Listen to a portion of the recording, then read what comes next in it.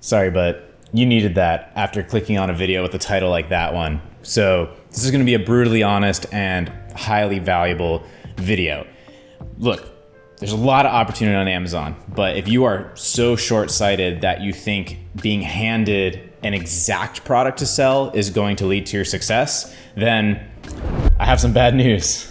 And before you completely give up on this video, well, I'm not going to tell you literally exactly what to sell. I am going to lay out 5 things to look for, 5 areas where there are massive opportunities. And look, Amazon is a competitive business model to go into. So if you were going with the same product as a bunch of other people that watched a video about exactly what to sell, what do you think would happen? Your fears are exactly what would happen. Everybody starts selling the exact same thing. Everybody fights to the death. Nobody makes money. Everybody loses. So instead of looking for a product to be handed to you on a golden platter of exactly what to sell, instead, watch through this video with 5 categories, 5 areas of where to look for emerging opportunities. And first off, and then we'll get straight into it, let's help the YouTube algorithm overlords by smashing the like button and leave comments throughout this video. Those things really help get this video out to potentially new people. Number 1, story-driven products. What does that mean? Products where you can tell the story of a product as a marketer. So for example, if you were selling, say, a replacement wheel for a desk chair, that is a product that has very little story. That's a product that somebody needs out of a sort of desperation because they just broke their desk chair and now it's stuck on the carpet or whatever, and they're just looking for a very particular item.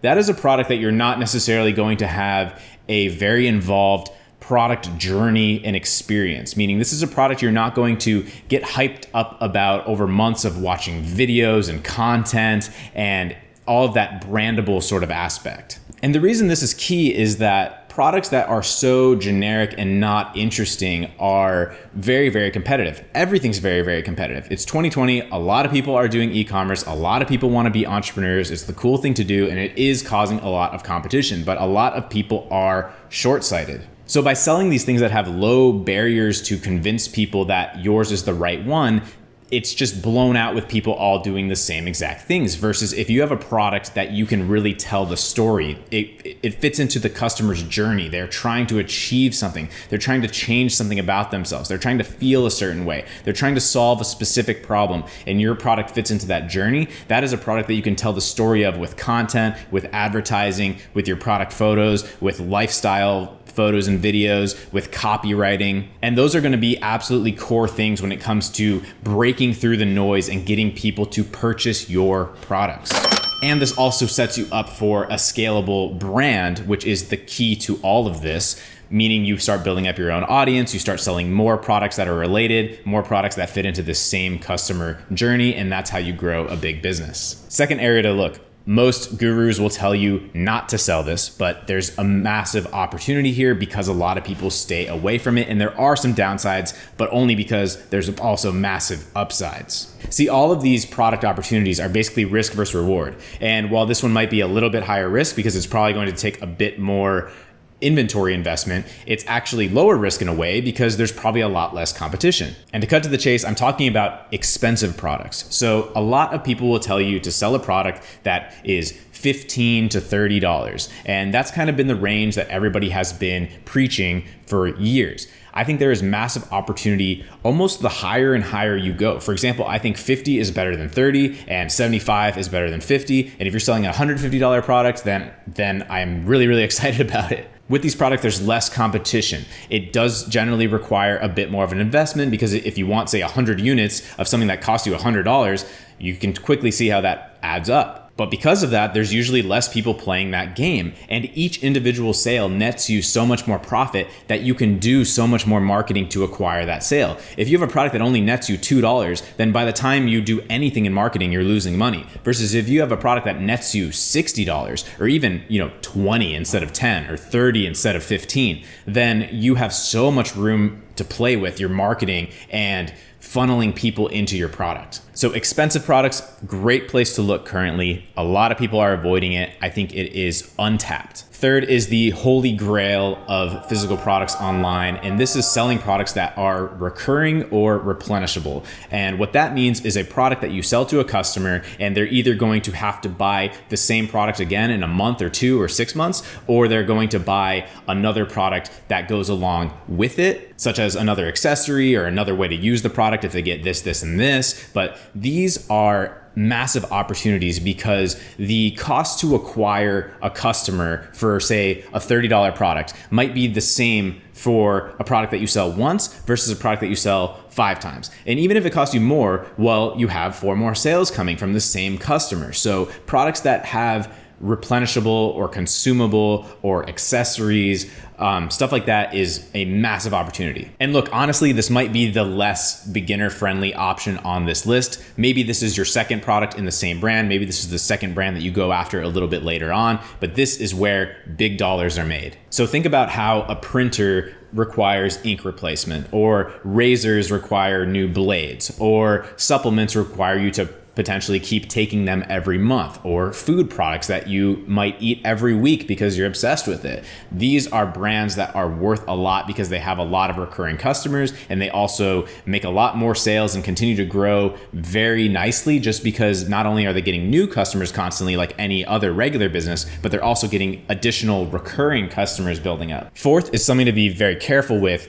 but emerging trends are a massive opportunity. And I've talked a lot on this channel about avoiding fads and avoiding short-term trends and things that are super hot right now. And I 100% stand by that. But I think by saying that so much, a lot of people might be taking those words too seriously and thinking I'm not looking at things that are on a general upswing. And a general upswing where you can ride the wave of a growing industry, of an interest or a specialized thing that is growing and increasing month after month, year after year, then that is absolutely should be a piece of the puzzle regardless of any of these opportunities. And the risk here is that the faster the trend, the more hype, the more it's going to get blown out very, very quickly. So this is why fidget spinners and all of those fads in the past have not ended well for most sellers. But there absolutely are industries where things just emerge over time. So for example, the sleep industry has really been amplifying the last couple of years and will continue to. Maybe that's already a little bit late, but that's an example of something that is a long-term trend, is people valuing their sleep more. And an incredible resource for this is a service called Trends. I really, really enjoy it. I do pay for it, but it's really valuable and gets a lot of ideas going for me. It's from the guys that put out the free newsletter, The Hustle. I think it's a couple $100 a year, I'm not sure, but it's really cool and they send you these emerging trends and it's always extremely thoughtful. So I'll put a link to that down in the description.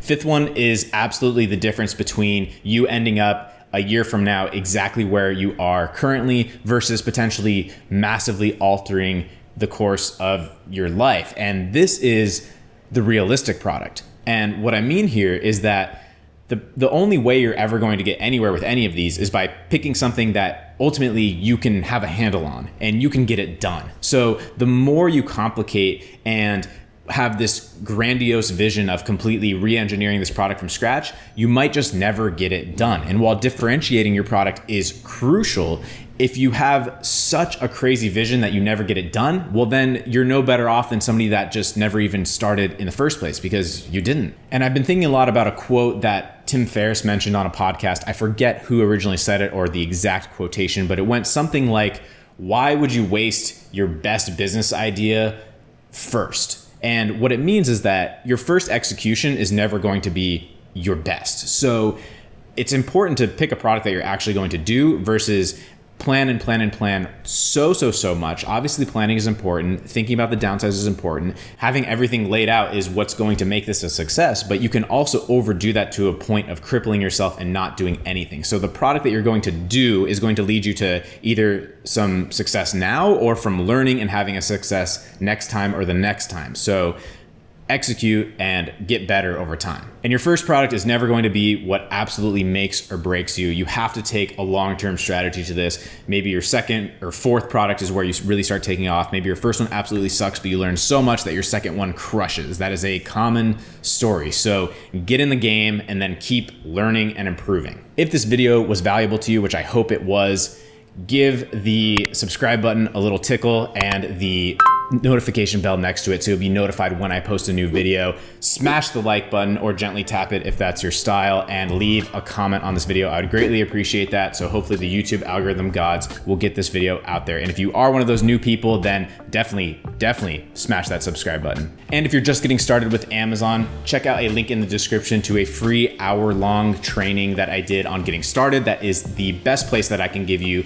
to get this going. And if you're absolutely ready to just dive in, I do have my Zero to Brand course linked in the description as well. So thanks for watching. Feel free to also follow me on Instagram at @Loberstein, and see you soon.